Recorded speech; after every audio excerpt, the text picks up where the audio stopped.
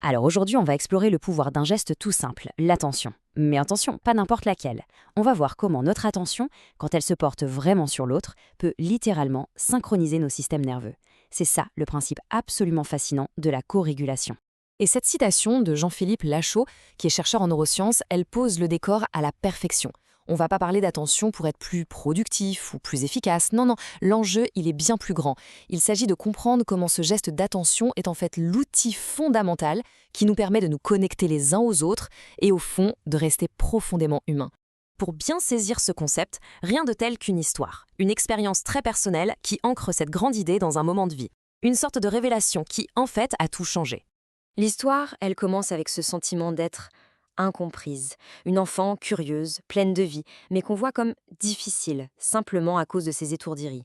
Faut dire qu'à l'époque, on ne parlait pas de troubles de l'attention. Les mots étaient plus bruts, plus directs, et ils laissaient des marques. Et puis, à l'adolescence, arrive ce conseil. Un conseil d'une simplicité, mais désarmante. Pas une grande théorie, pas une analyse psy compliquée. Non, juste un geste. Un micro-geste. Connecter son regard avant de parler. Dire bonjour, non pas comme un automate, mais avec une véritable intention. Et là, c'est le déclic. Tout bascule. Soudain, il ne s'agissait plus d'accomplir une performance sociale, mais bien d'établir une connexion. Et ce geste a ouvert la porte à une sensation complètement nouvelle, celle de l'attention relationnelle. C'est ce sentiment incroyable d'exister pour l'autre et de sentir que l'autre existe pour soi. Le début d'une vraie rencontre, en somme. Bon, cette histoire personnelle, elle fait écho à une réalité beaucoup plus large. Parce qu'aujourd'hui, ce simple geste d'attention, eh bien, c'est devenu un vrai défi. On vit clairement dans l'ère du cerveau aux mille onglets. Et cette crise de l'attention, elle a des visages qu'on connaît tous, n'est-ce pas? Il y a Marc, le manager, avec son esprit en hypervigilance permanente, complètement épuisé de jongler entre mille tâches. Et puis il y a Julie, la maman, dont l'attention est devenue défensive. Vous savez, toujours le nez sur son téléphone au cas où, créant un mur invisible mais terriblement réel avec sa fille. Et attention, ce ne sont pas juste des cas isolés. Les chiffres, eux, sont sans appel. 60%, 60% des salariés européens se disent en détresse émotionnelle. Cette fragmentation de notre attention, ce n'est pas un petit désagrément personnel, c'est un véritable enjeu de santé publique, un symptôme de notre mode de vie. Alors, la question c'est, que se passe-t-il vraiment dans notre cerveau? Comment est-ce qu'un simple geste d'attention peut avoir un impact aussi puissant? Allez, on plonge dans la science absolument fascinante de la synchronisation neuronale.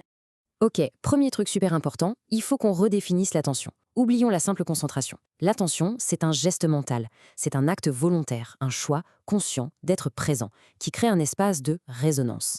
Et ce mot résonance, c'est la clé de tout. Ce tableau, il montre quelque chose de fondamental. La qualité de notre attention dépend directement de notre état de sécurité intérieure.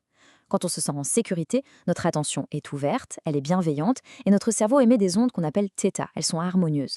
Mais dès que le stress monte, hop, notre attention se crispe en hyperfocus ou, à l'inverse, elle se disperse complètement. La conclusion, pour bien se connecter, il faut d'abord se sentir en sécurité. Et c'est là que la magie opère. Quand deux personnes se portent une intention mutuelle et authentique, ce n'est pas juste une impression, un sentiment, c'est un phénomène physique, mesurable. Leurs ondes cérébrales se synchronisent. Imaginez ça, deux cerveaux qui se mettent à vibrer sur la même fréquence. La fréquence θ, justement, celle de la connexion profonde. Ce n'est plus un acte mental solitaire, c'est une véritable rencontre neurobiologique. Fantastique. Mais alors, en pratique, on fait comment? Comment est-ce qu'on favorise cette synchronisation? Comment on cultive cette qualité de présence au milieu du chaos de nos vies? Heureusement, il existe des outils très très simples pour se reconnecter. Mais avant même de parler d'outils, il y a un changement de perspective qui est crucial. Cette citation le dit parfaitement. Il ne s'agit pas de forcer son attention comme si on soulevait de la fonte. C'est même contre-productif. Il s'agit plutôt d'apprendre une danse, avec souplesse, avec grâce et en acceptant les quelques faux pas. Allez, voici 3 pratiques toutes simples à essayer. D'abord, le bonjour neuronal. On reprend l'idée du début. Juste 3 secondes de regard franc avant de parler. Ça lance la synchronisation. Ensuite, l'attention aux gestes simples. On choisit un truc du quotidien, comme boire son café, et on le fait à 100% sans aucune distraction. Et enfin, la pause de réorientation. Entre 2 tâches, on s'arrête 10 secondes, on prend 3 grandes respirations et on réinitialise son attention. On repart du bon pied. Parce que tous ces micro-gestes, mis bout à bout, ils nous ramènent au véritable enjeu.